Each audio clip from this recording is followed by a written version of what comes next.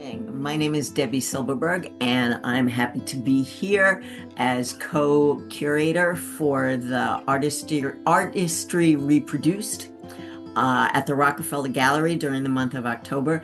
And I'm here with my friend Peter Cheney. Good evening, Peter. Hello. Good to see you. Thank you for So having I me. would love for you to tell the story of your mobile and how it came to be.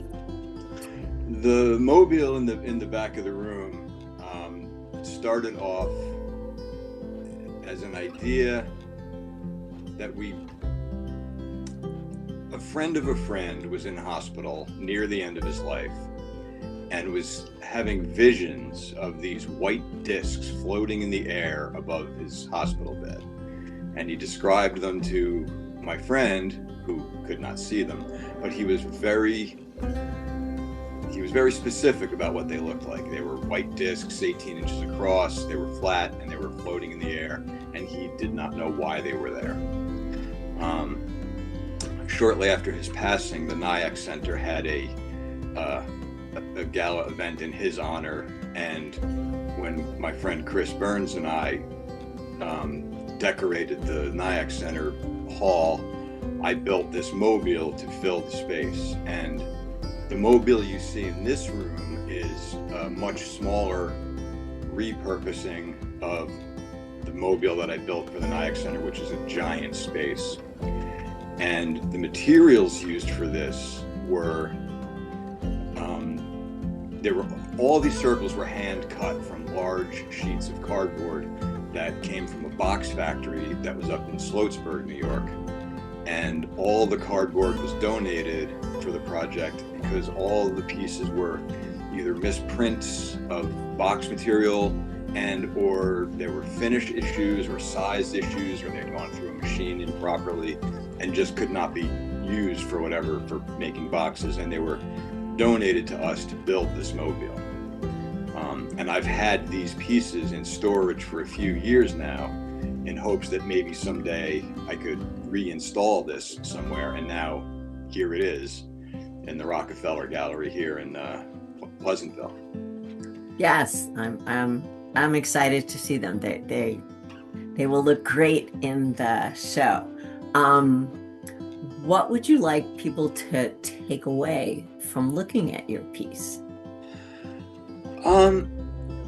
They're really a totally abstract work. They're not representative of anything other than shape and color and movement. And I don't really know what the meaning of the initial visions were, so I can't speak to that. But when I was designing and building this, I had in mind that I would just make the pieces consistently irregular. So all the circles are hand cut, so they all have a slight handmade feel to them, and they all have a little bit of personality, as opposed to, we had considered buying pre-cut like cake plates from a bakery supply place or something like that. And I'm glad we cut the pieces by hand because it just gives them more personality, I think. And hopefully they have some movement to them, because the light and shadow of the pieces interacting with one another is really what this was all about. It's a thing unto itself, but also the play of light on the elements and the shadows that they cast become a second part of the work. There's obviously an inspiration, or I'm not sure what the right word is. I can't not mention Alexander Calder, because he really was the guy who made the mobile popular as a work of art. But people have been making things like mobiles for thousands of years. I think I started making them before I even knew who he was, really. So I can't deny the influence there, but it's not a direct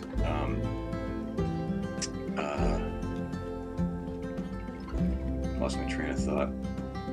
Oh, it sounds like it's not directly Caldor.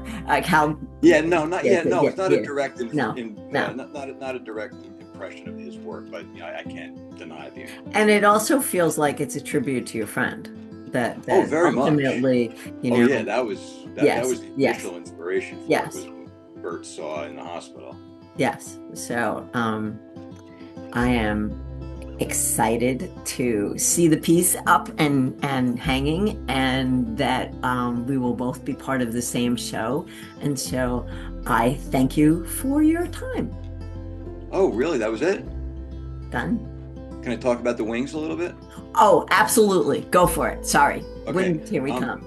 On the wall behind you, if you're watching this in the front hall of the gallery, are a pair of wooden wings Yes. that are made from scrap materials, plywood, cedar shake shingles, that initially were on a copy of the Winged Victory of Samothrace, or the Nike of Samothrace, which is in the Louvre and made of marble and a couple thousand years old and just a beautiful thing. And I made a sort of a copy of it out of scraps of plywood and 2x4s and cedar shingles and cedar shake clapboards and stuff like that.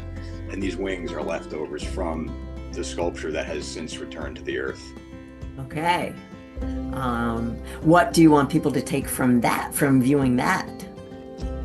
I don't really know. Okay. I think it might be a nice opportunity to stand in front of it and have your picture taken and look like you're flying around in a set of wooden wings. Just don't get too close to the sun. And there was something else about those, but I can't remember what it was. Anything else you'd like to talk about while we're here? No, I think we're good. I think you've talked about your pieces and what they mean to you and what you're hoping for others to see when they approach them. And I am looking forward to spending time with you at the show. You will see me. And I will say one more thing real quick, that I have a very long history of using found objects and found materials and repurposing things to create art that might otherwise have gone to the landfill or ended up just, in the trash.